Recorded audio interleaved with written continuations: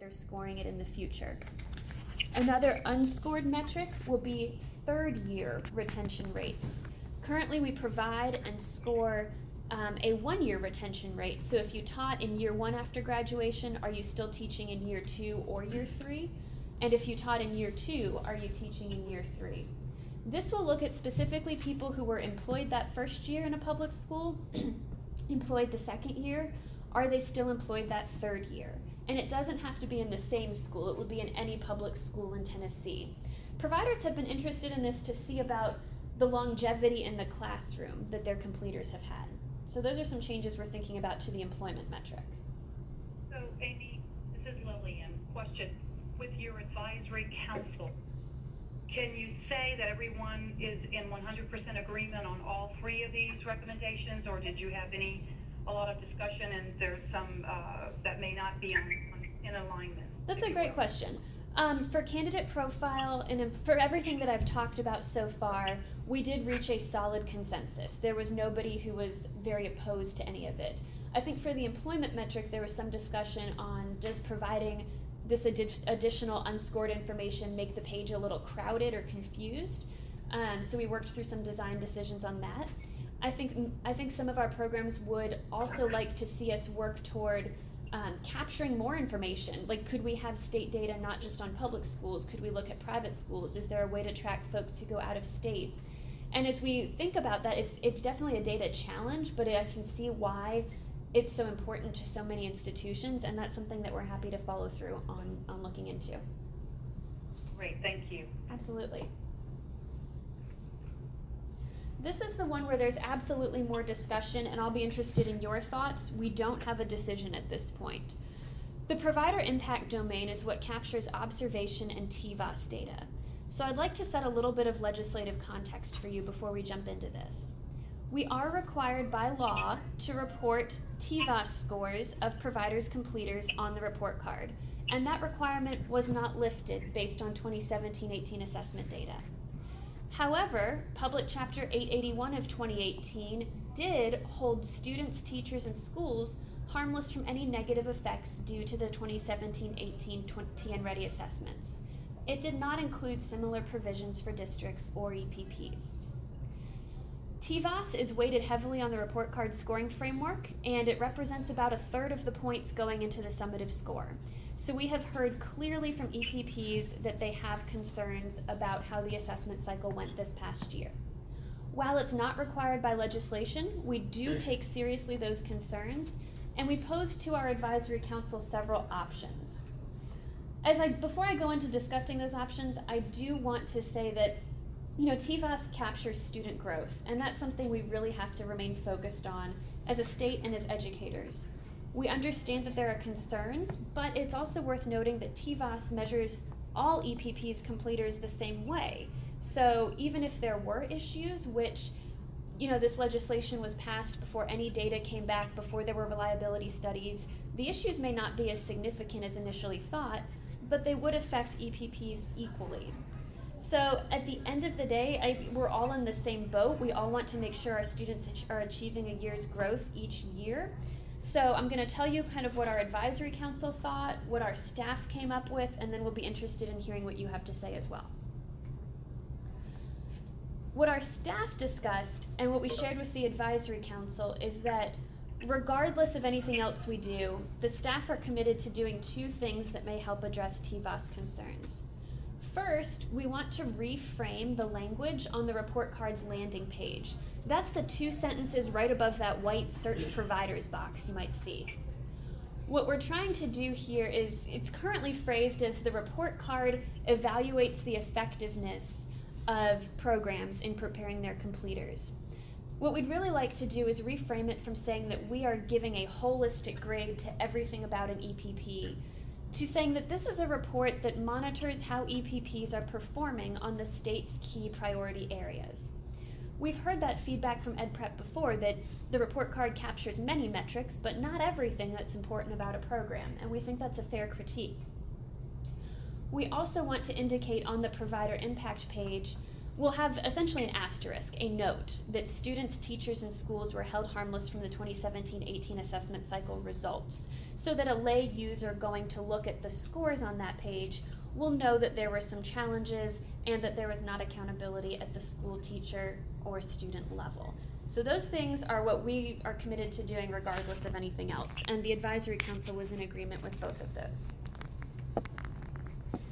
We also presented 3 options to the advisory council. I'll go through each option and then summarize the discussion on them. The first option was, as required by legislation, continue reporting on TVAS and producing overall scores as we have in prior years. The second option is to visually minimize that summative score on which TVAS weights pretty heavily by moving it, instead of having it being the first metric next to an EPP's name, have it right at the end, and have it be the metric that is the first to drop off or be minimized on a mobile view. Option C was to align with the spirit of the legislation and to not have a summative score for 1 year as essentially a grace period.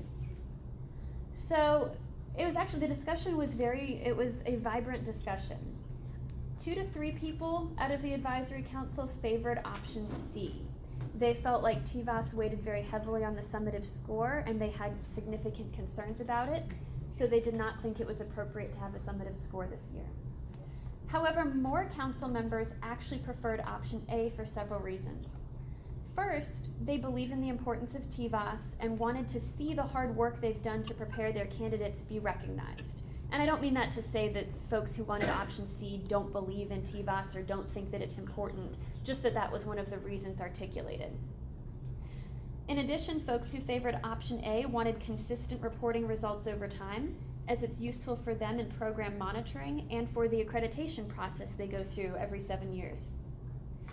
Others were concerned that if there is no summative score, a user might sort only on provider impact or get the impression that that's the only important score, when in fact they're working hard to build other areas of their program as well, and actually want that more comprehensive look at their work that the summative score provides. Finally, the point was raised that TVAS this year might actually be good for programs.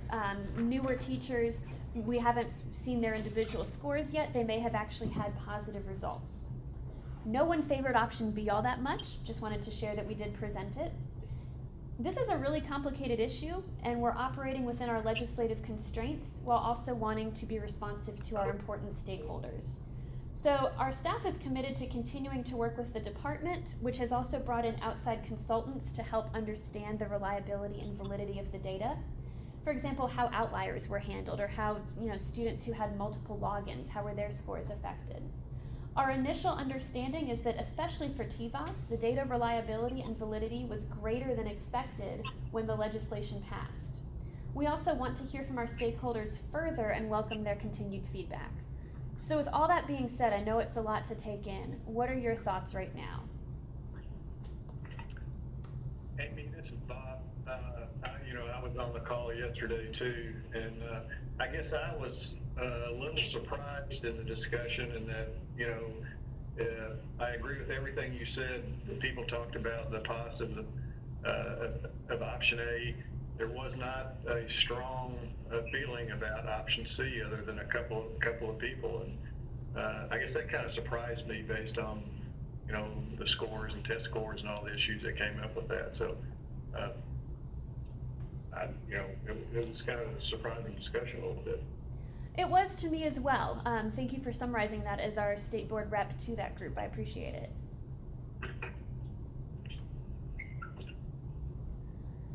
Lillian, Daryl, or Mike? Well, and I'm sitting here thinking of discussions we've had, and of course, Wendy Tucker and I had an opportunity to present before TACT, and there were a couple of concerns raised while we were there presenting to them.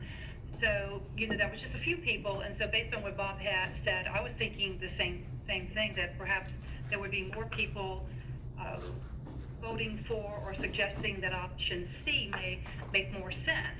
But based on the explanation of why more were leaning toward option A, I understand that completely too. So I'd be curious to see, as you collect more data and you all meet with the department, and especially with this, I think you mentioned someone else, some other group that you will work with that does research in this regard. So I just am surprised, but pleasantly surprised, if that makes sense.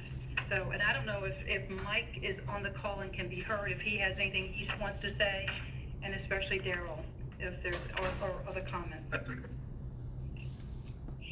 Yeah, this is Daryl. I just need to make sure I understand these options a little bit better. And I know this probably isn't the time for that, but once I'm able to study those a little bit more, I'll have a stronger opinion. Absolutely, and we welcome your feedback and any member's feedback at any time. And Amy, at what time do you think we would, it would be recommended to us what we would actually put in place? Do you have any idea, a feel for the timing of when an option would be selected? So to Daryl's point, he's not ready to weigh in very much today because he wants to understand them more. At what point would a recommendation to go with a particular option be brought before us? That's a great question. We've been talking to our vendor Tembo that produces the report card website to make sure we meet their production deadlines as well. I would say by November we would like to be able to share with this group more details on what we are recommending and to get your feedback. And I know throughout that point in time we'll be hearing from our EPP constituents as well with further thoughts. If you can give me 1 second, I'm going to try to have Mike Edwards call my cell phone and see if we can't get him here that way. Yeah, the call yesterday, I think Timbo, I guess this report has to be issued sort of in the February time period, and for them to meet their deadlines, I think November was kind of what they were talking about, if I read. That's right, exactly. All right, so let's see, hopefully Mike will be able to call me in just a minute. We're not sure what's going on with his computer, but we'll get him here. Any other thoughts about the report card overall or questions about it before we move on? Not from me. Thank you. All right. Well, We'd love to hear Mike's feedback if you can get them on the line. I know. I'm not quite sure what's going on with that one, but Mike, if you can hear this and you want to call my cell phone, go ahead and do that and we'll get you buzzed in here.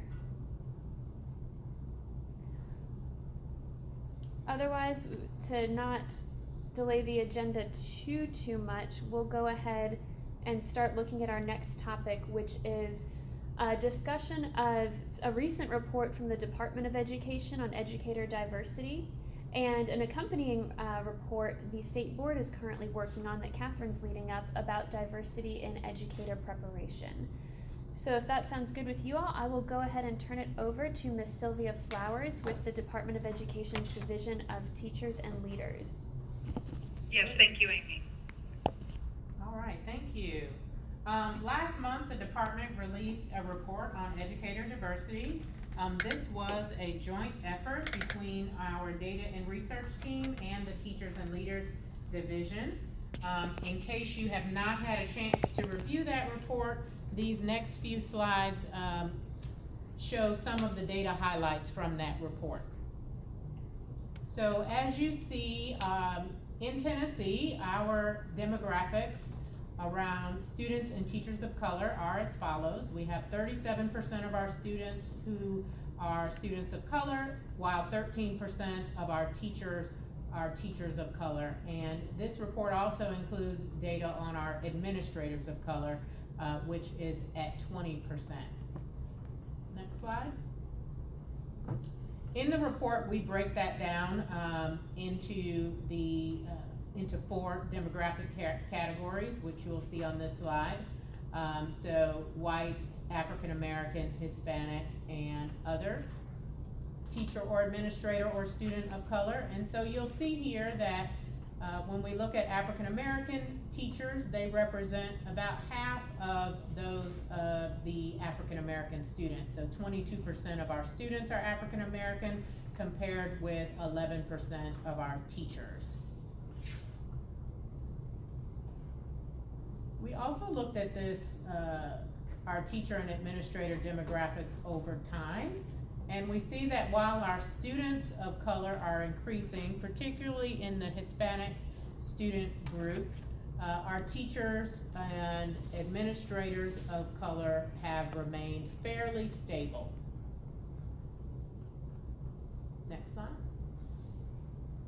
We dug into that a little bit deeper just to understand it a little bit more about this demographic in terms of years of experience and what we have to look forward to in the coming years. And what we found is with our teachers of color, particularly our African American teachers, we see that they are making up more of the higher years of experience. So more of our African American teachers have more than 30 years of experience, compared with our early career teachers is slightly lower. So we know that the focus on the teacher pipeline and our teacher shortage areas is pretty imperative as we see our population aging.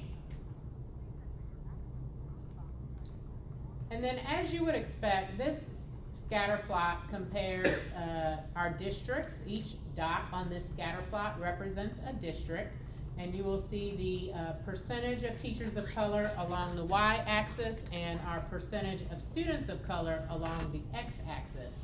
And so, as you would expect, we have most of our teachers of color work in districts that have large numbers of students of color. And that leaves many of our districts in the state with very little diversity of their teacher population. And so you see a lot of those dots are clustered toward the XY axis point. Next slide. So, you know, this was our first step in making this data publicly available. We get lots of requests for this information. And so we are now publishing this information on our data downloads page that can be accessed from the Tennessee Department of Education website. And then we also are including this demographic information on our district and school planning tool. So within what is called ePlan or Inform Tennessee, district leaders and school leaders will be able to see this information and begin to develop strategies around recruitment and retention. And that sort of is our next phase for this work. Next slide. Obviously, making the data public is our first step from the department's perspective. Much of the work of the Educator Licensure and Preparation team is focused on building strong partnerships between EPPs and districts using actionable data and feedback, and you'll probably hear more about that from our partners on that team within our division. We've also, over the last year, provided some innovation grants to districts and EPPs. We did 2 different grant opportunities around the teacher pipeline. One was directly for districts called the Diversity Innovation Grants. We did a planning and an implementation grant challenge for districts. And then we also did the Tennessee Innovation and Preparation Grants for EPPs focused on the teacher pipeline and teacher shortage areas. We also offer a common job platform for job seekers. This is available for districts to post their job applications and what we call cast a wide net in terms of looking for candidates to fill positions. Internally, we've also created a lot of district resources and tools that are available to support districts. So, building on the work of our educator effectiveness team, we've created the human capital data reports, which focus on recruitment, retention, evaluation data, growth and improvement, and those are used to support our districts in the planning process. And then we also released a Leaders for Equity playbook in May, and that has about 3 indicators that are specifically focused on the teacher pipeline, whether it's increasing diversity, increasing cultural competency, as well as ensuring access to effective teachers. And then lastly, we have a couple of campaigns or options for future educators. You may have seen our Teach Today, Change Tomorrow campaign, really targeted toward young people and getting them to consider education as a career. And what we've seen through our innovation grants is many districts are thinking about early post-secondary opportunities in the profession of teaching. So expanding our teaching as a profession pathway in more high schools. Going forward, we're actually launching a district network called the Tennessee Human Capital Network. It launches tomorrow.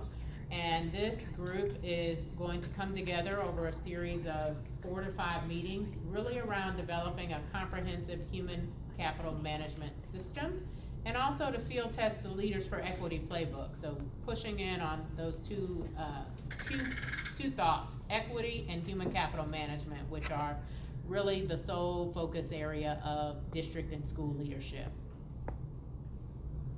We want to continue to improve our data quality and the accuracy of our educator demographic data. We've gotten a lot of positive response from our districts once they knew this data was going to be public, on taking proactive steps to ensure that it was accurate and that it represented the demographics of their district correctly. So we have seen districts taking a look at that and digging into where they need to make corrections between our two data systems. This next bullet is really the work of the Educator Licensure and Preparation team on deciding what the metrics are for diversity and determining how that will be reported in the annual reports for our EPPs. And then lastly, we are of course considering whether or not we would continue some of these innovation grants around teacher pipeline work, both for districts as well as EPPs. And I think once we evaluate kind of the effectiveness of this first grant round challenge, we'll determine whether or not we will continue to kind of fund some of these innovative ideas in other places. Thank you, Sylvia. Do any members have questions for Sylvia?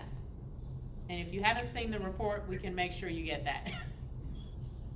Sylvia, thank you so much. This is a great presentation, and I'm excited to hear the updates. I will tell you, I've spoken a lot about this among people that I'm surrounded by in my day job, because I do workforce development and education initiatives in partnership with K through 12 higher ed and employers. And we've been beating the drum lately in the last year or so, centered around, we're helping to serve, education is helping to serve all other sectors of industry, advanced manufacturing, information technology, health science, you name all of those. And our education partners are struggling to find their workforce. So now we're shining a light on them in our own daily work. And a lot of the tools that you all have put in place is really making a huge difference, because I keep saying, we're all have to be a part of the solution, and we have to have that positive narrative around encouraging and not discouraging young people who might consider education as their rightful path in life, instead of being discouraged to go that path. So I think these innovation grants and the website and all the other tools that are being put together are going to make a huge difference in that arena, because when we have a decline in enrollment, we need our school districts to be helping our EPPs and getting that pipeline of students, because it's going to be a never-ending battle if we're not looking at this from the holistic, full circle view. So thank you, great work. Are there any other comments from board members? Yeah, this is Bob. I've got a couple of questions. Can you hear me? Yes, Bob, we're good. Okay, so obviously, all this is about results for the students. And if I recall correctly, data has shown that students of color will do better if they have teachers of color. Is that correct? That is correct. Okay. So then this is very good data that you're presenting here. I really appreciate this. On slide 18, this is your graph, and it shows that for African American teachers, like you say, we're off by a factor of 2, and we need to boost that up. But I look at the Hispanic teachers, that one is actually getting wider, the ratio of teachers to students. And it looks like it's off by a factor of 5 between the number of teachers and students. So are we doing anything particularly with regard to encouraging more Hispanic teachers into the system to try and turn that curve around? Well, I think there are a lot of promising efforts happening, particularly in the Metro Nashville area. There is a coalition called the Trailblazers Coalition that is focused on, that brings EPPs in this area together, focused on diversifying the teacher pipeline, both Hispanic and African American, just in response to the growth in the different races and ethnicities in this area. So I think we are seeing EPPs that are coming together and trying to problem solve and think of new ways to attract candidates to the profession. Lipscomb in particular has a program called the Pinheiro Scholars, which is targeted toward Hispanic students to join their program. So we are seeing these pockets of inspiration and innovation, and I think we want to ensure that other EPPs and districts are thinking about creating this what I call more of a long-term strategy, getting their current students into the profession and talking to them now about the opportunities they have to make a difference in the future with a viable career. Good. Thank you. This is Daryl. I have a question. Here in Memphis, we have a historically black college called Lemoyne Owen College, and I know for at least a couple of decades it was known as the sort of hub for students that wanted to go into education. And I think maybe over the past probably 15 years or so, that sort of dissipated, and I don't know why.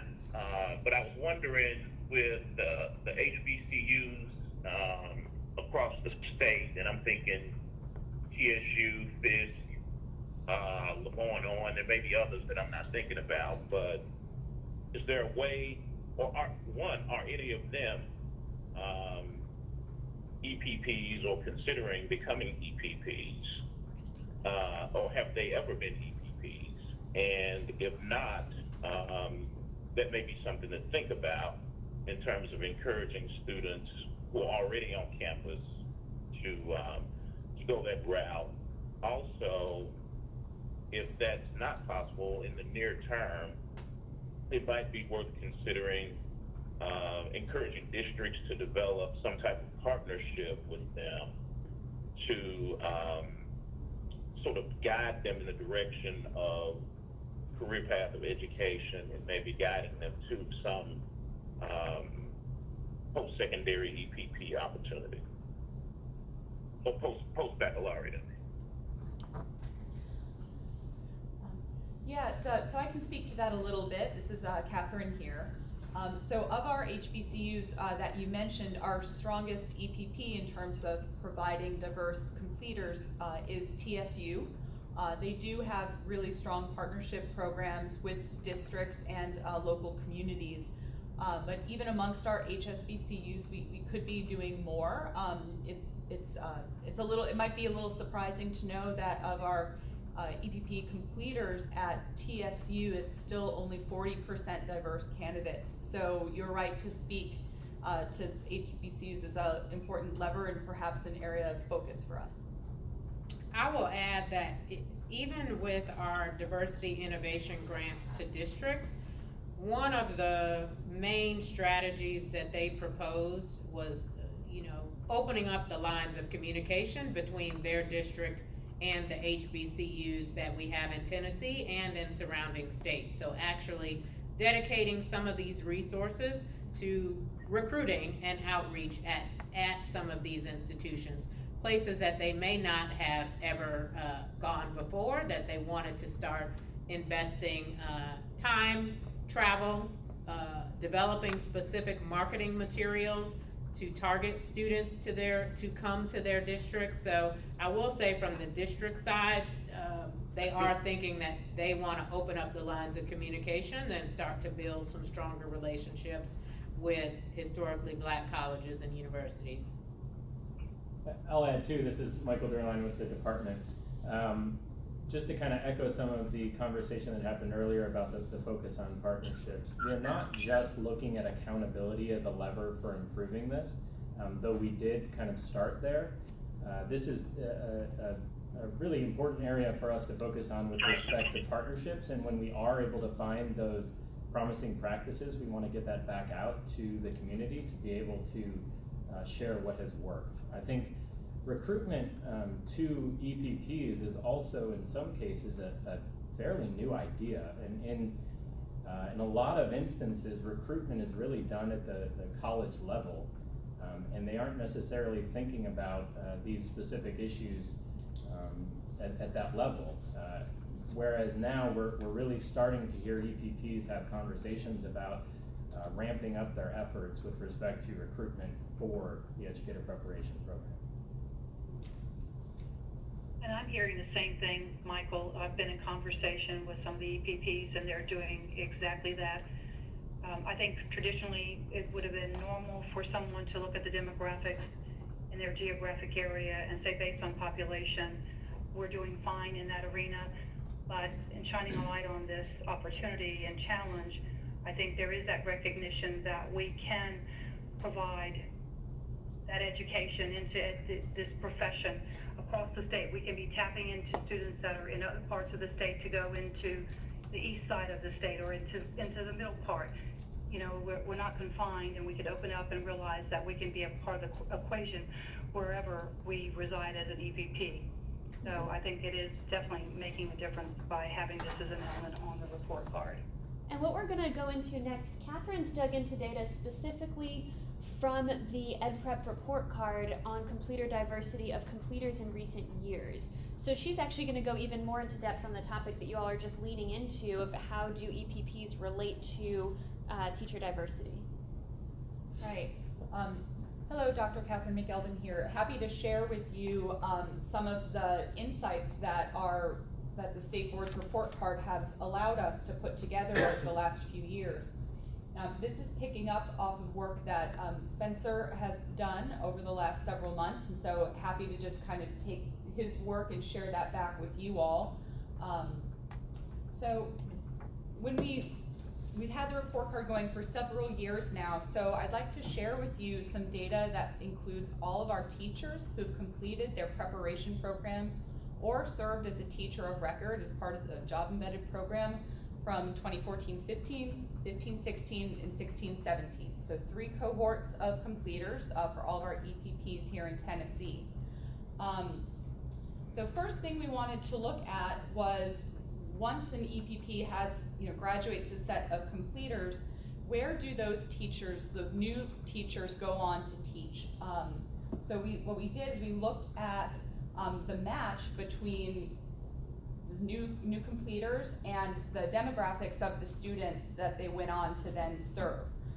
For our purposes, we divided this up into white and non-white students and teachers to look at. And so Spencer did an excellent job of matching each EPP.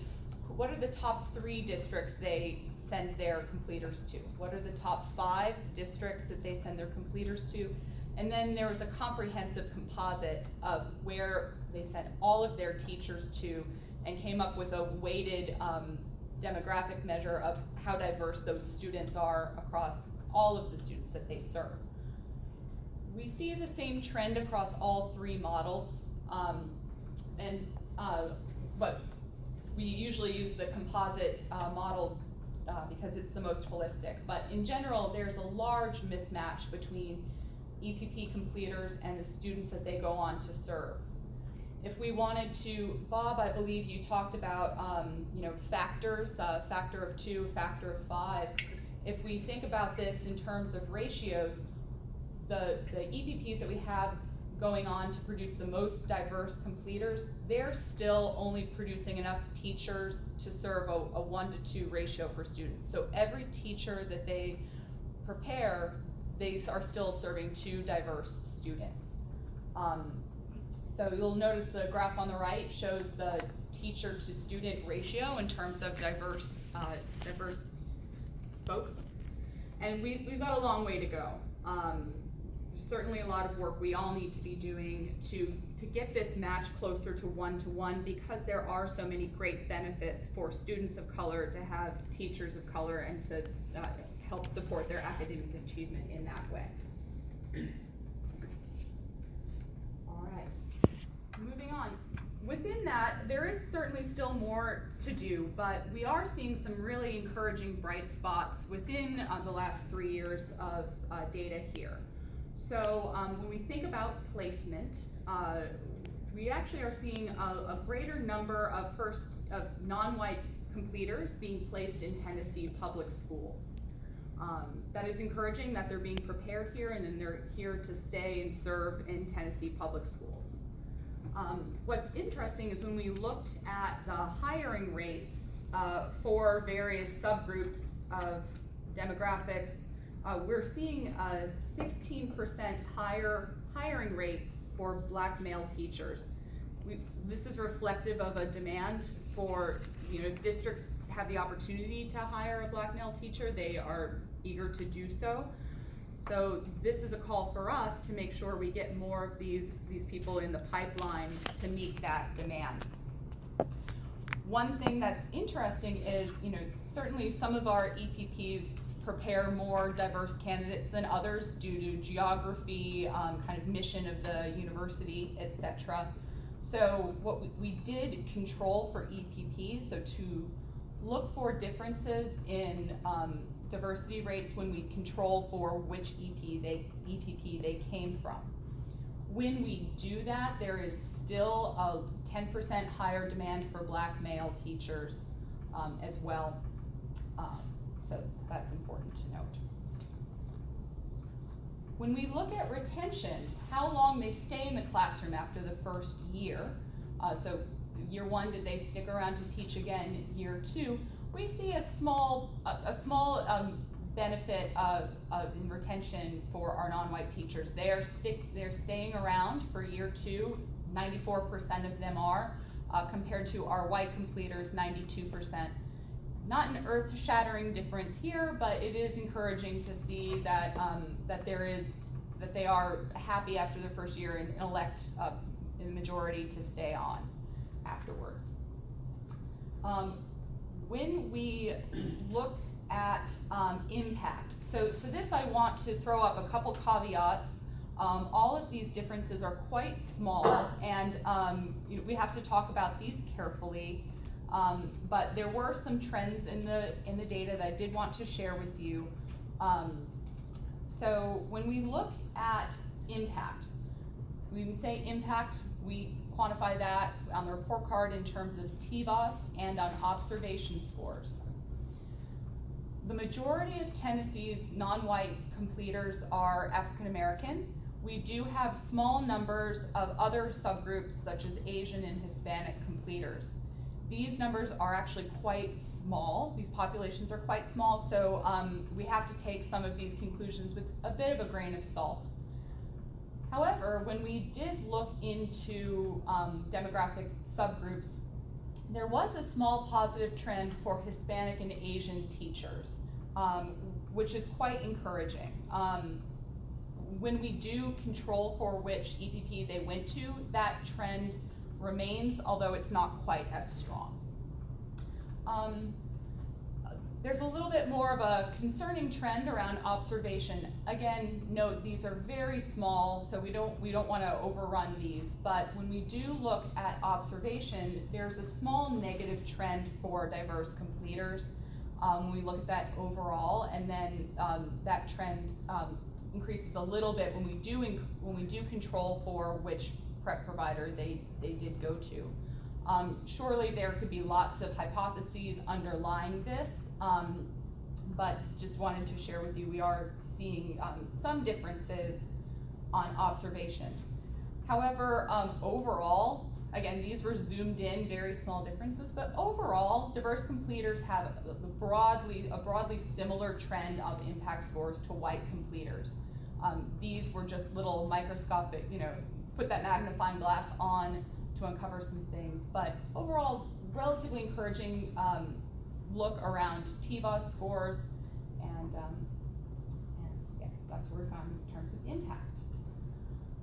What I'd like to share with you next is, well, let me pause here and open up if there's any questions.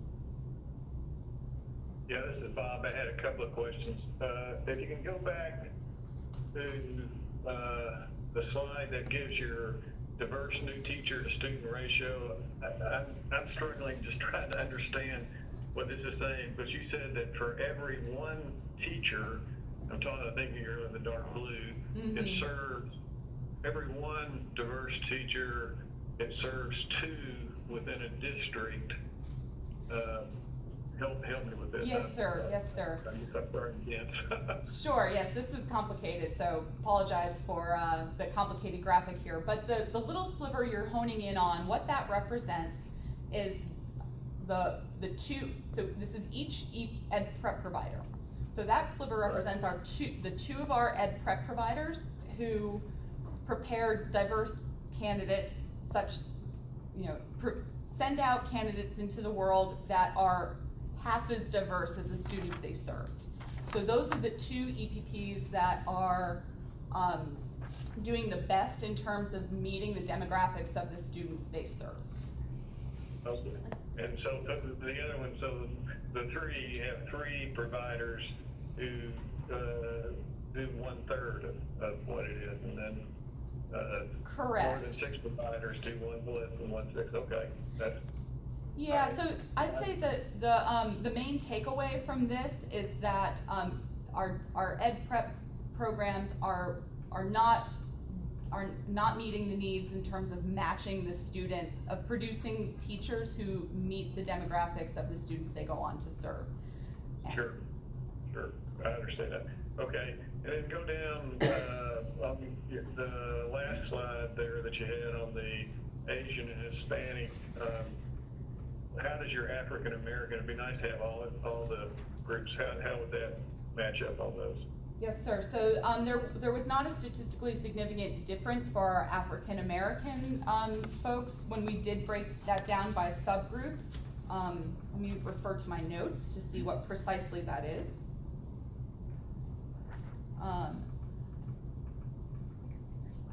Yeah. So the African American teachers had the same TVAS scores, I believe, as the white teachers did.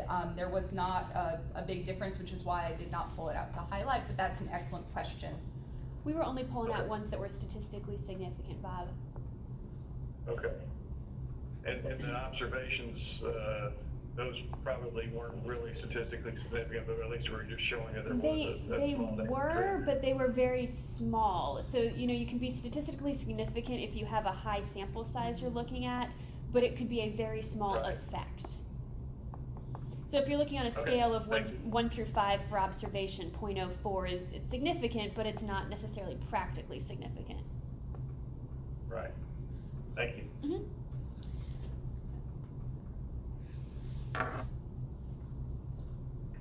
All right, well, always happy to be a resource if you have further questions, but I'd love to move on and share some of the bright spots that some of our EPPs are doing to support diversity across the state here. We spoke just a few minutes ago about supporting our Hispanic teacher and student population, and so Maryville College is one that's doing a really excellent job in that light.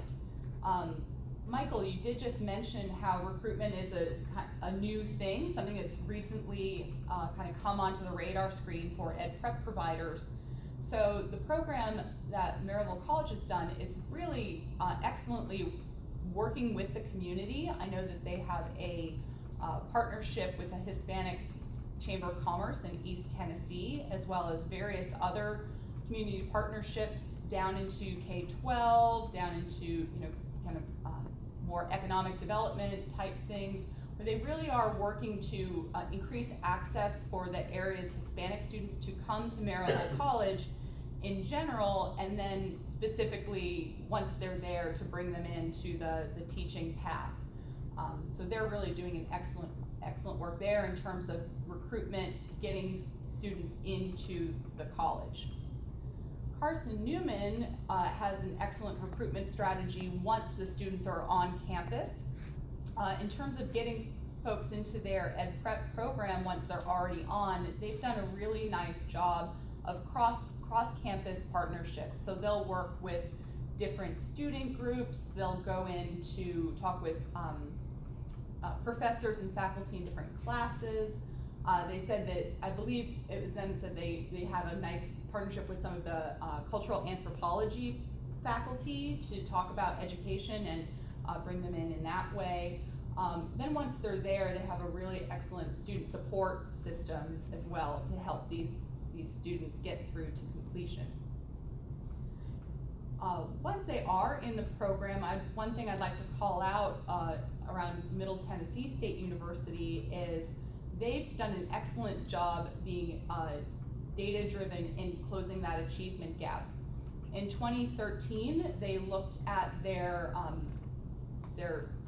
ed prep data and saw that their non-white students were not performing to the same level as their white students in educator preparation, and that was unacceptable to them. So in the years that have gone on since, they've kept a laser-like focus on their data around their diversity equity gaps, and have since closed that achievement gap for their ed prep folks.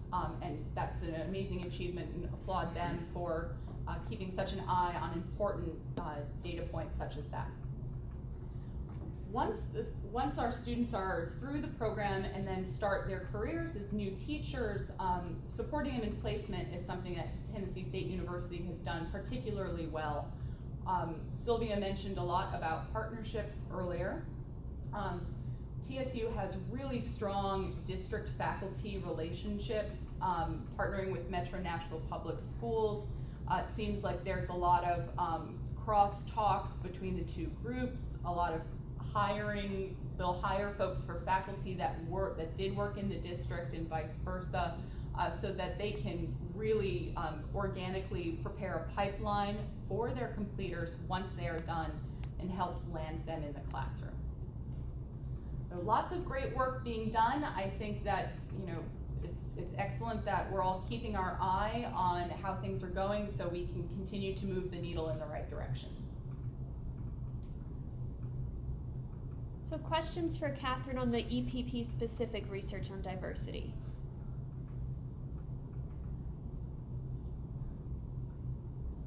I'd also like to share that this is the kind of research that's made possible by us collecting so much data for the report card, both from the State Board and the State Department.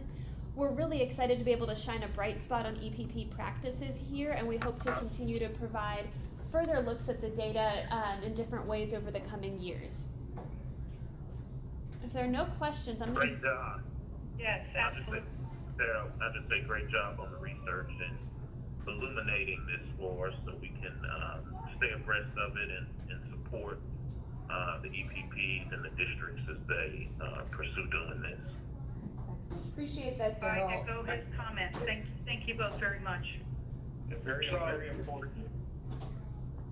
We'll be sure to pass that back to Spencer. Believe it or not. Mike, you made it! Oh my goodness, welcome. I need cans with that black string. But anyway, so if we're looking at actual numbers of teachers we need to, diverse teachers, are we calculating the attrition rate that, so when we're looking at it for 5 years and 10 years out, can we calculate what we're going to need in certain points in the future based on what we know is going to happen in people just leaving or retiring? I know the research team, this is Michael, I know the research team has done some work in this area, but it's been a while since they've updated it, a couple of years possibly. But they've looked a bit at supply and demand. But are you referring, okay, so we're not just referring, are we referring specifically to race as well? Yeah, of course we're looking at the whole human resource, but race and how many, like say,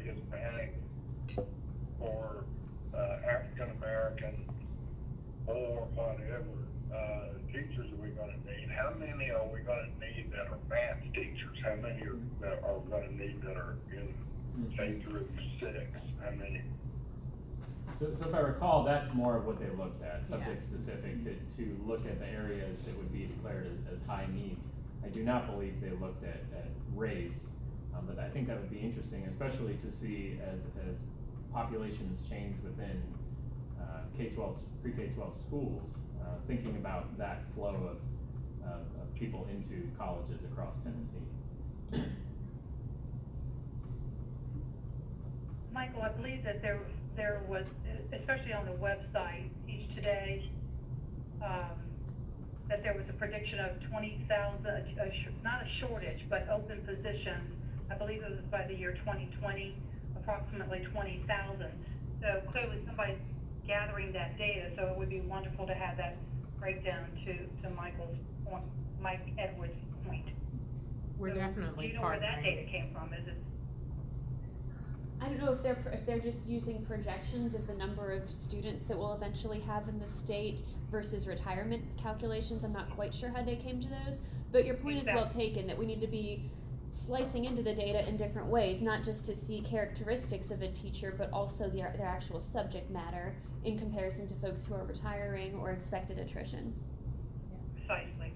And I think we're partnering with Tara to do some more supply and demand research in the future. I'm looking at the most recent email, so I think we can maybe dig into what types of information we want to explore beyond endorsement area. Yeah, and Sylvia was just saying, I'm not sure if you could hear, but that we know that the Tennessee Education Research Alliance is looking at supply and demand data. So that's something where we can partner with them to look specifically at different areas we're concerned about. So, Excellent, thank you. absolutely. So if we feel good so far, I'm going to go ahead and turn it over to Michael Derline and Annie Insana from the Office of Educator Licensure and Preparation to share some updates around the large volume of work coming out of their shop. And I believe Michael's going to kick us off. All right. Thanks, Amy. So as Amy alluded to, we have a number of updates to provide in a few areas around the literacy review, clinical mentor research, which I don't think we've spent much time talking about with this group, annual reports, and next steps on instructional leader preparation. So I'm actually going to turn it over to Annie Insana, who is very fresh off a literacy review webinar, such that she just walked in the room about 5 minutes ago. So I'm going to turn it over to her so she can give an update about the literacy standards review process as we've just finished up the elementary, early grades, and special education review process. Well, thank you, Michael. We just concluded on August 31st our early elementary special education proposal review process. Within that process, we reviewed about 120 proposals, and these represented about 375 early childhood. Sorry. 120 proposals representing about 375 early childhood, elementary, and special education programs from 37 EPPs. And the ways that we review these proposals is at the program level, and what a program entails is our endorsement level, the level, either undergrad or post-bac, and then the clinical practice type. So what you can see here is the review timeline for the first round with early elementary and special education. There's a great deal of support that we provided for EPPs, really starting in November with our series of 3 regional convenings to launch the work and the expectations, and to be supporting EPPs and thinking about this approach of teaching literacy in Tennessee. The first 2 literacy network meetings were really focused on proposal requirement content, and those meetings were an opportunity for EPPs to engage with their peers and to begin the drafting process and to ask real specific content questions. All proposals were due on April 15th, and they engaged in an iterative review process, which meant that if by May 30th the EPPs did not meet expectations during the first cycle, they had an opportunity to revise those proposals and resubmit. Again, the resubmission deadline for the first round of revisions was June 30th, and again had yet an additional opportunity to make revisions and resubmit on August 15th. Go ahead.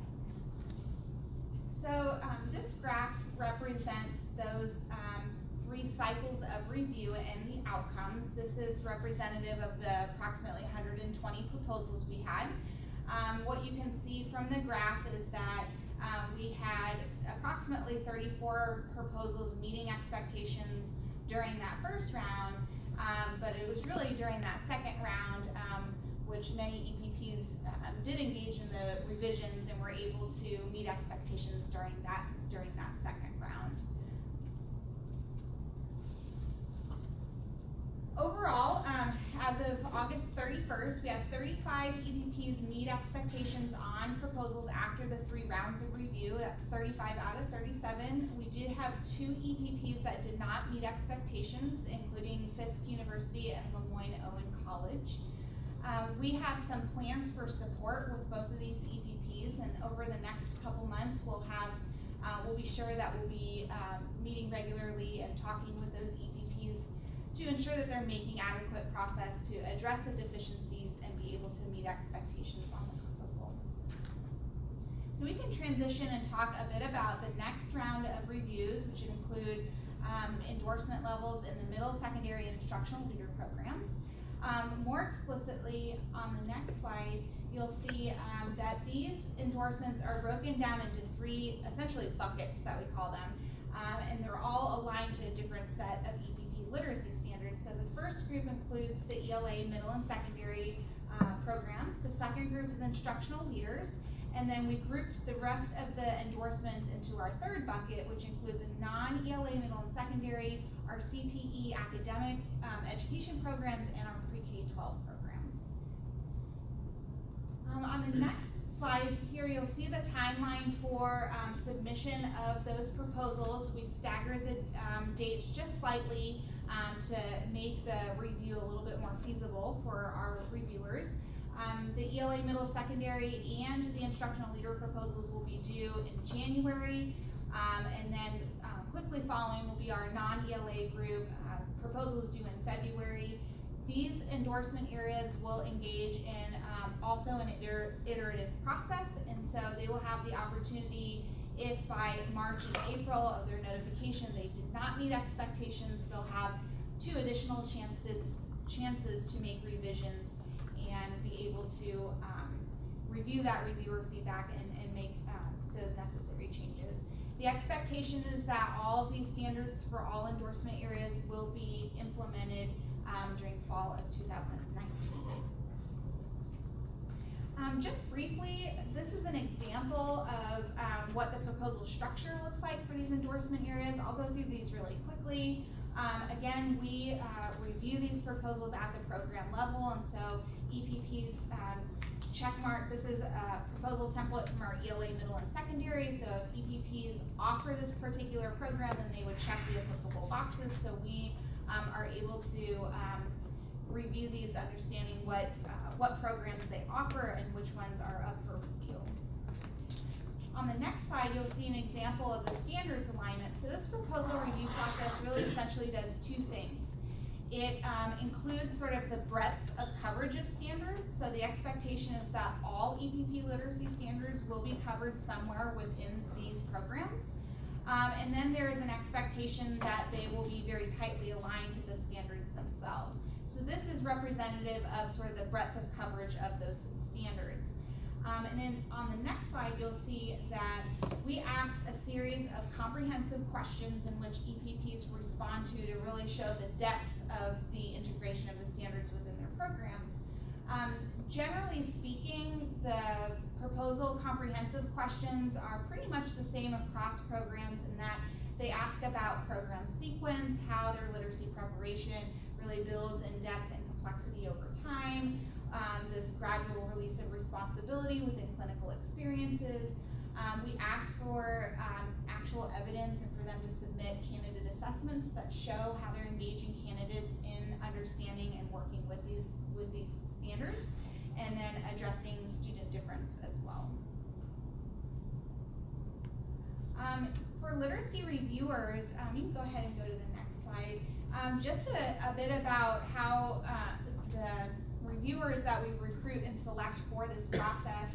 For the early elementary and special education programs, we recruited 22 LEA and EPP folks to serve as reviewers. They reviewed really over probably a series of 7 to 9 months. And they were trained, they attended both a half-day webinar training as well as a full-day in-person training. And these reviewers were selected with particular qualifications in mind. Again, we wanted representation from both our LEA and EPP stakeholders. We wanted to ensure that they had experience either teaching candidates and or pre-K-12 students, particularly in the areas of literacy, and that they had experience designing and supervising student teachers in clinical experiences. And of course, having deep knowledge of the standards. We expect the qualifications for this upcoming review will be very similar for who we are recruiting for these proposals. You can see here sort of the expectations we have in mind for them. We'll begin recruiting shortly and really probably have them on contract from January through September and reviewing somewhere between 30 and 40 proposals each. So looking ahead, there are a couple tasks that we've been thinking about. One thing is that the ILA has published new standards for reading specialist programs, and right now we are currently reviewing those and thinking about potentially making a recommendation to the board to adopt those new standards for reading specialist programs. So we're working on that in the next couple months. We're also thinking about what the integration of literacy standards review looks like in both combining it with new SAP proposals, as well as thinking about what the literacy standard expectations will look like within comprehensive reviews that occur with our EPPs every 7 years. So a lot still in the works for us in regards to literacy, and I'm happy to turn it over to Michael to talk more about our Mentors Matters. Any questions before we shift gears and talk about the Mentor Training Initiative?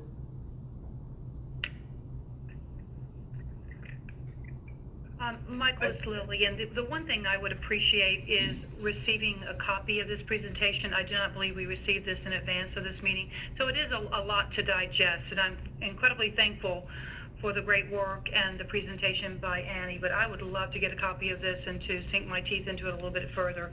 I'm not sure how the other members are. Absolutely, Lillian, this is thinking at Amy. this point. I'm so sorry, I thought it was included in the version I sent you. If it wasn't, I'll make sure to get you a completed one. I don't believe I got it. Maybe it was included, but we did get that rather late this afternoon, so. Yeah, I got it late this afternoon. I have a question, a couple of questions. One is, what happens if the EPP does not meet expectations by the fall 2019, the fall deadline dates? What's the recourse there? So this is Michael. I think that's to be determined.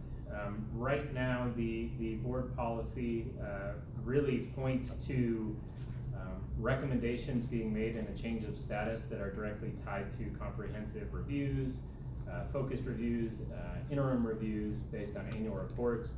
So right now, we're trying to develop a process that supports EPPs to get to a place where they're implementing these standards the way that we would like to see them implemented in a very substantive way.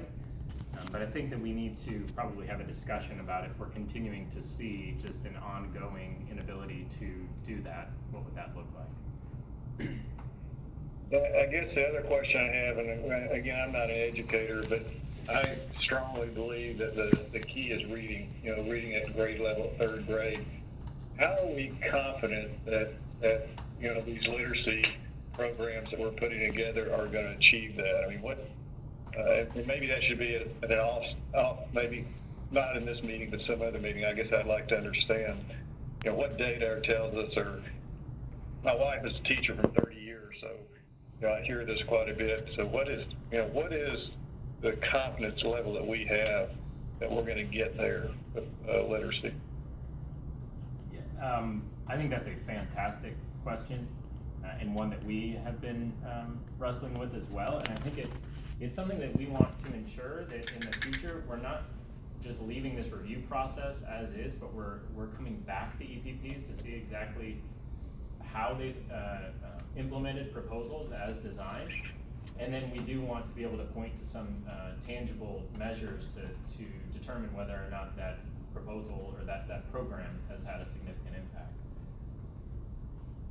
Okay, thank you. If you have anything to add.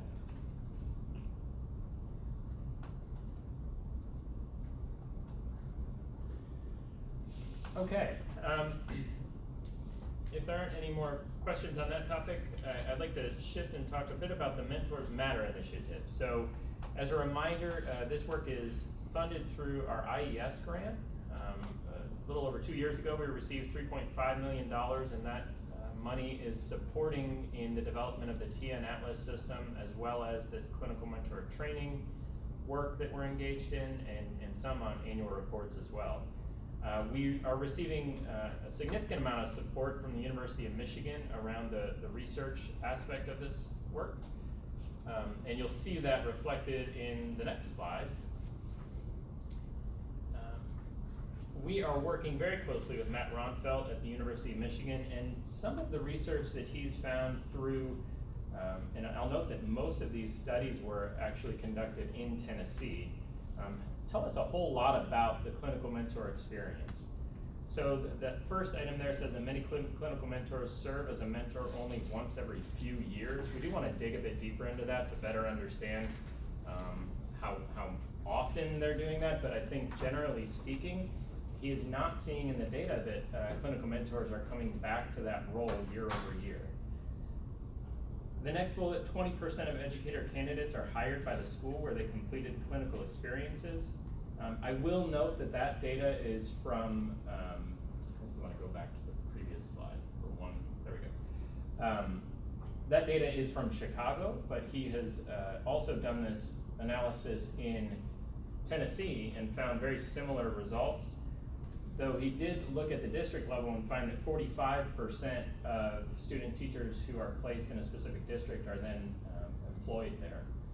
So I think you can take that the way you would like. I actually think that it shows a pretty decent connection at the district level. I am a little bit surprised at the school level being 20%.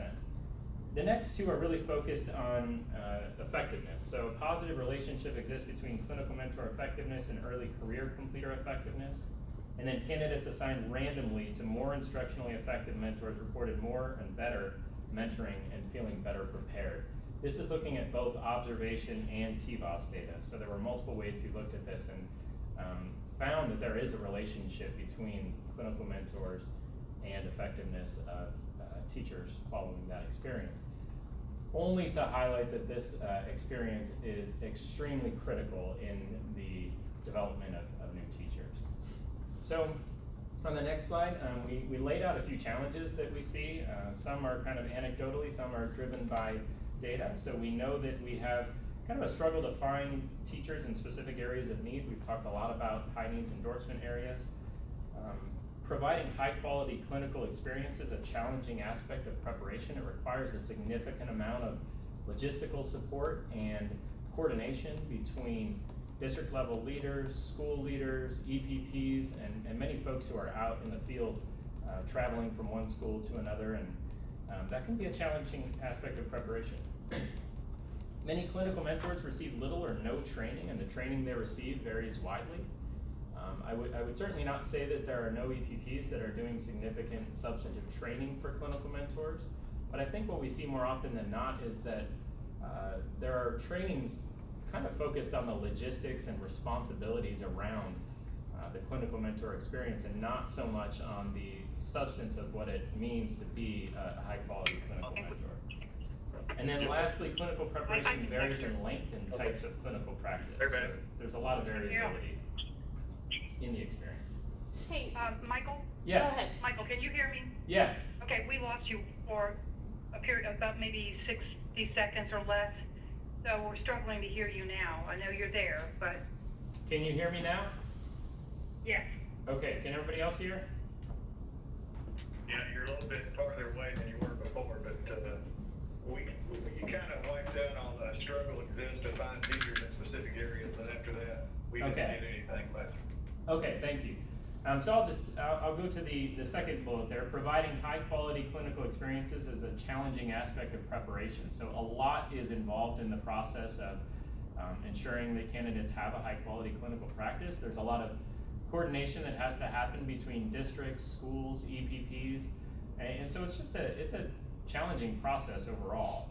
And we're also seeing that many clinical mentors receive little or no training, and the training that they do receive varies widely. So I certainly wouldn't suggest that there are no EPPs that are really focused on substantial training for clinical mentors around providing good feedback and supporting student teachers.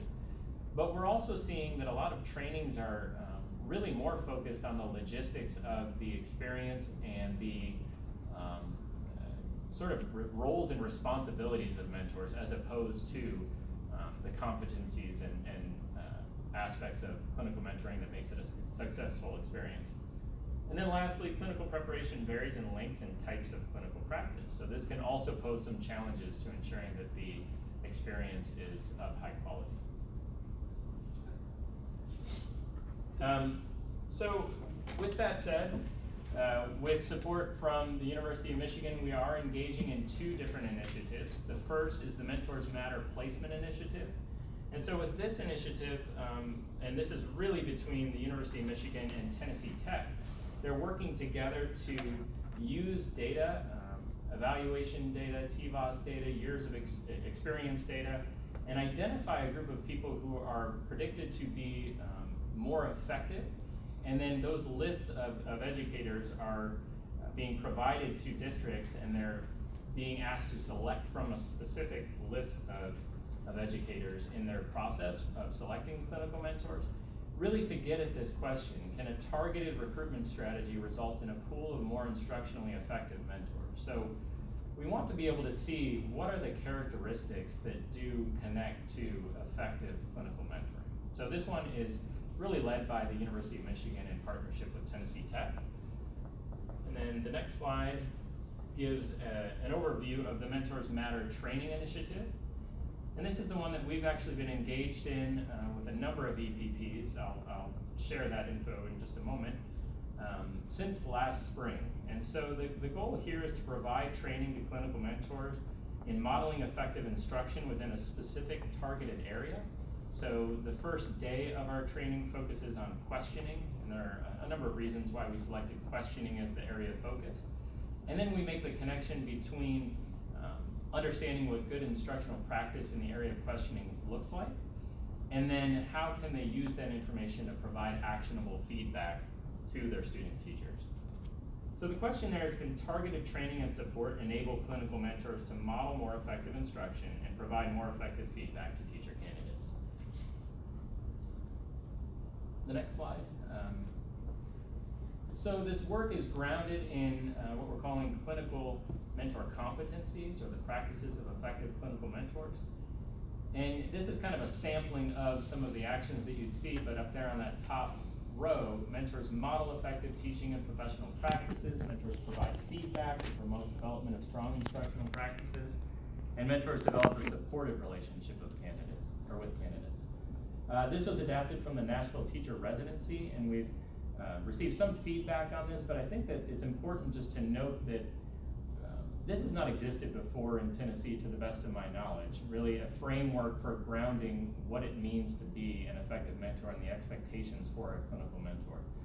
And then diving a bit deeper, what does it look like in practice? We're also relying on kind of this cycle that we've developed, and you'll see some reference here to this GPS reflection guide and evidence gathering guide and planning guide. And really this is just to iterate that this is a cyclical process, that there are tools and expectations throughout that process for the clinical mentor, and this is where we kind of dive deep during the training to give them some opportunities to practice this. So on the next slide, in practice, the Mentors Matter Training Initiative includes 2 in-person trainings, 2 webinars, a digital handbook that we just recently produced. We did not have that in the spring, but now for the fall group that is engaging in the training, we are using a handbook. And that's also true for these GPS guides around planning, evidence gathering, and reflection. We're able to compensate mentors for their participation in this work, and we're also reimbursing districts for substitute teachers.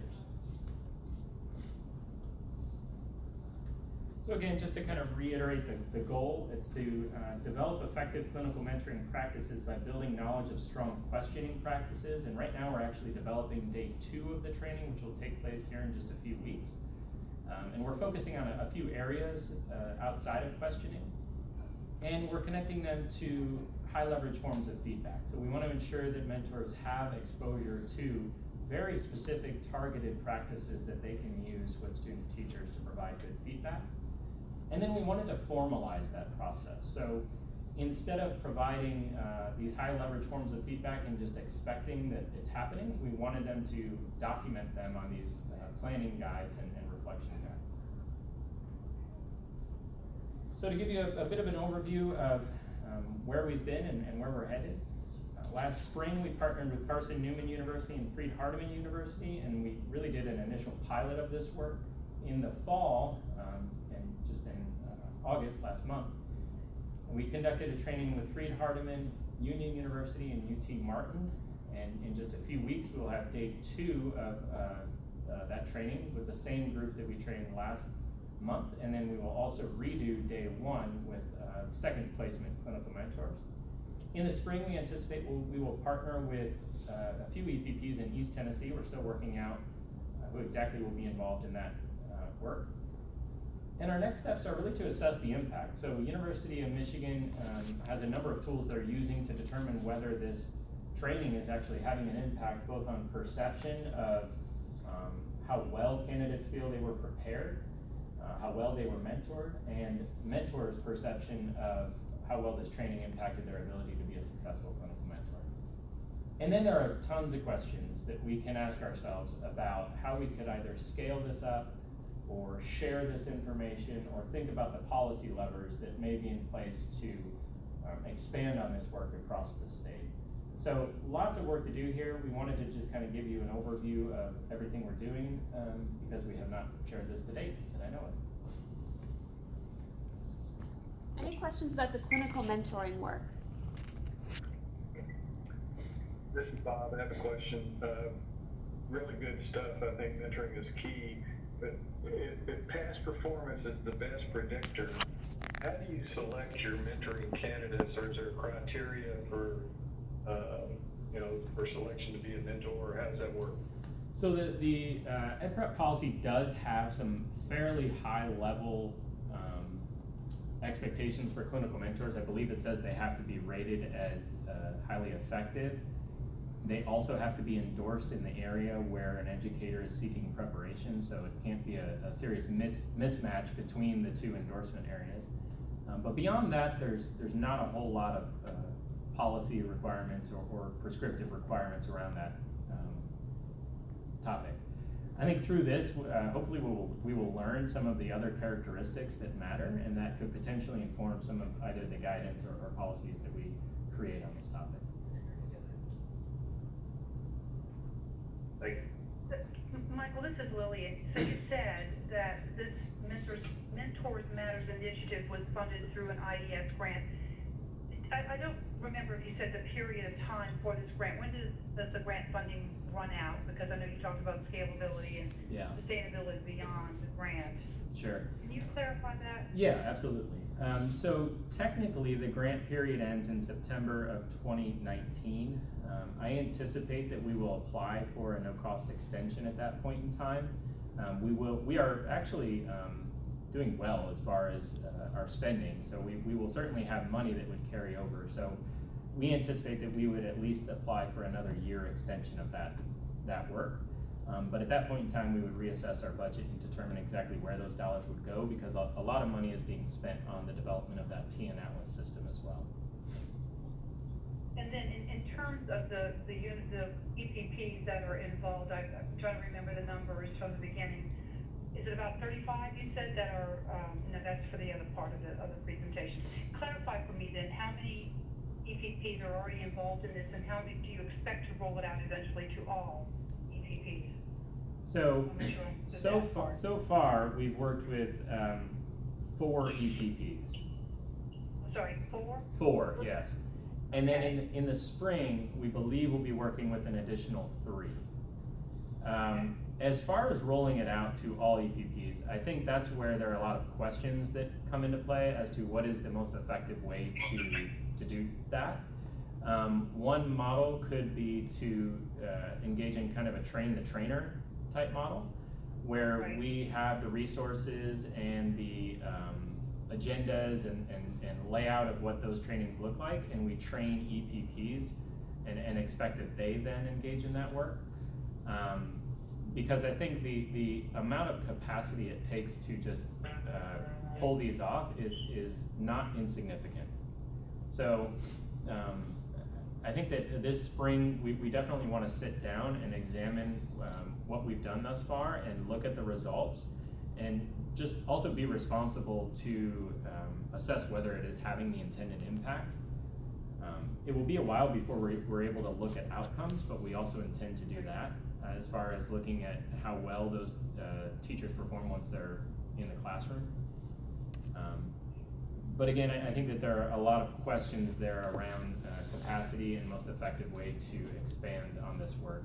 There are also other kind of tertiary things that I think could support just raising up the expectations and also relevance of clinical mentoring. Like, for example, some states have, not endorsements, but sort of some kind of stamp or recognition on an educator's license if they've gone through some kind of training to serve as a clinical mentor. This is Michael, really, go ahead.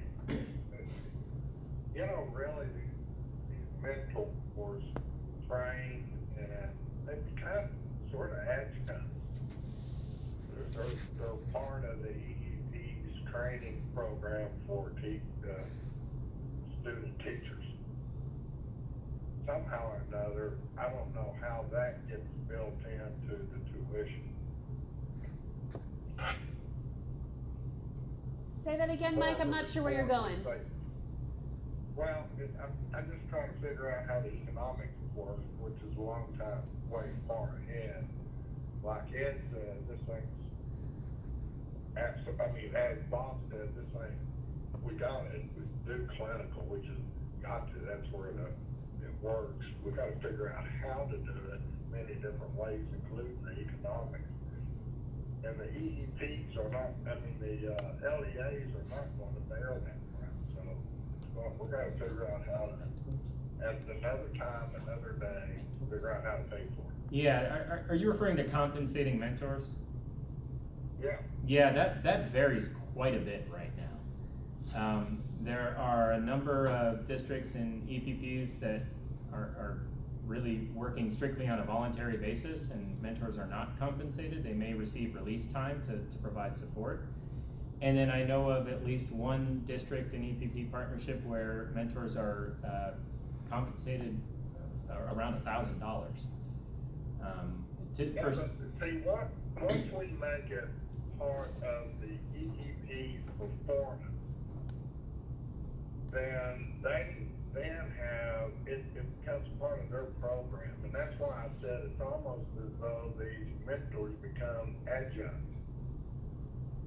Yeah, they're a critical part of the process. There's also another layer of that relationship that we haven't spent much time on, and that's the clinical supervisor, or the university supervisors. And those are folks that work directly with the EPP and are responsible for a group of clinical mentors and supervising them and providing support to those clinical mentors. So there's a lot of work we could do here. I think we are excited about what we're going to be able to learn from this initial activity, but definitely eager to tackle some of these larger questions. Well, we look forward to hearing more from you in the future, because I think we're all on the same page and believe this is the right way to be moving and advancing and preparing our teachers for the classroom. But I think you have another area to move into, unless there's some other comments from board members, questions. I think you have one other area to cover, Michael? 2 more and they'll be brief. Okay. You can go to the next slide. Just a few annual reports updates. We are working more closely than we ever have with the state board to ensure that the data sources we're using for annual reports, some of the analyses that we're conducting to get to our outcomes, and documentation of business rules are as tightly aligned as they possibly can be. I just wanted to kind of bring that up. I think we're having a really strong partnership this year in particular with through that work. And in development, we're not going to make any kind of radical changes to the annual reports. We actually kind of did that last year when we moved to the Tableau server and integration with the TN Atlas system. But we are, as Amy kind of went through the process of discussing, determining how we will address TVOS and LOE, we're also kind of in the same boat where we are trying to determine the impact that may have on annual reports data. Because there's 3 years of data included, we're hopeful that the impact will be minimal, but there is an entire domain that's focused on observation, LOE, and TVOS as well. So we're gonna look at that very carefully before we make any decisions about accountability in that area.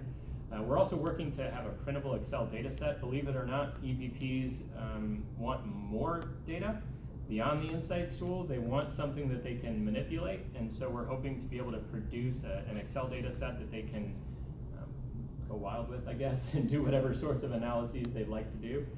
And then we also need to develop the interim review process. So as you may remember, last year we introduced the performance report. This will be the second year that we have a performance report. There were 6 providers that did not meet expectations last year. If any of those 6 providers don't meet expectations this year, they will have to go through an interim review process. So that process is currently in development. It's gonna look probably quite similar to our focused review process, where they will have to connect the outcomes and data to program design elements and determine and build an action plan for next steps. Okay, next. And then lastly, just a few updates on instructional leader preparation. We are exploring the possibility of requiring a performance assessment. So these are fairly new to the field, but ETS has the performance assessment for school leaders, or PASL, which I wish they would have chosen a different name because we have GASL and TASL already in Tennessee. And then Pearson has some custom assessments they've designed for Massachusetts and California.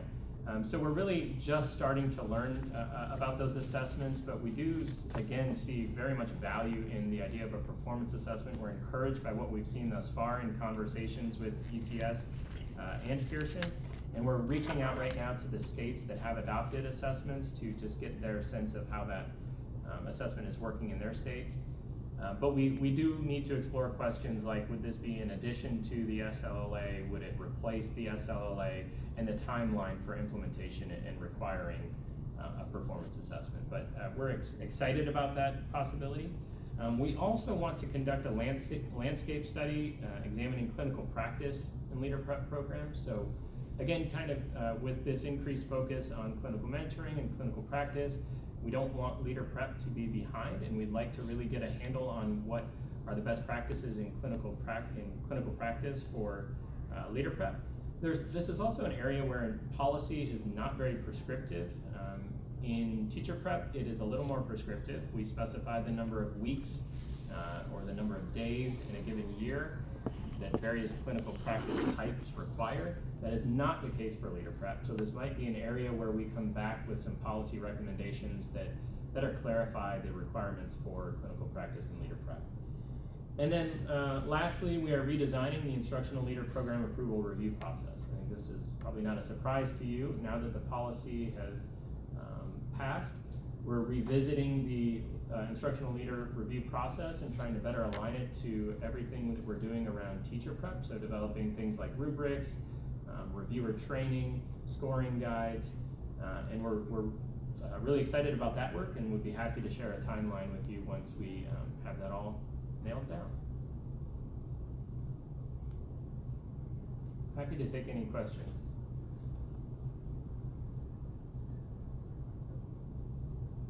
Great work, Michael. Any questions or comments for Michael? Well, and first I apologize for my district population. It's just, you know, it's working with the challenge, and that's me. But I think this has been extremely well presented by both staff and the department, and I appreciate it. Thank you, Mike. We appreciate you bearing with technological challenges and getting on the line. We're always glad to hear your voice. And I think- agree. I think that, leader prep and also, clinical mentoring, anything that we can do to arm our staff that's out there teaching our students is progress toward improving the process, so well done. I echo those comments. Thank you all so much. Any other comments, questions? And if not, Amy, I know we need to talk about scheduling and planning for the next meeting. We certainly heard on the call at least one thing that might need to come before us in sometime in the November timeframe. Sure. That there was a report card and the TVOS component and the several options there. I know you had talked about conducting a poll to schedule the next meeting, so or anything you want to share with the subcommittee? Absolutely. Thank you, Lillian. I think that we might need almost two opportunities for member feedback. One would be in November regarding how we might come to our final decision on incorporating TVOS in the report card this year. That might be something where we send members a survey and ask you to take it. It might be a short conference call. I'm not quite sure yet.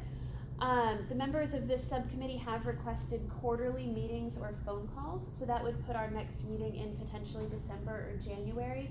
I was leaning toward waiting toward the latter end for that because that's when we'll have the most information to share on the final formats of the report card and annual reports for the coming year. So if you're open to it, I would be looking toward a method of gathering your feedback in November and then either a call or an in-person meeting later in the winter. Is that all right? It's suitable to me. I want to know what the others think. Sounds good to me. Whatever works, okay. Fine with me. All right, thank you. I appreciate that. Any other closing comments before we adjourn? The staff really appreciate your time, and we're excited to see y'all in October in Cookeville for our next quarterly meeting. Well, we look forward to seeing all of you, and thank you all again, both staff and department. We appreciate all the work you put into preparing these presentations for us today. So you all have a great rest of the day. We'll see you soon. Thank you. You too. Thank you. Bye now. Okay, goodbye.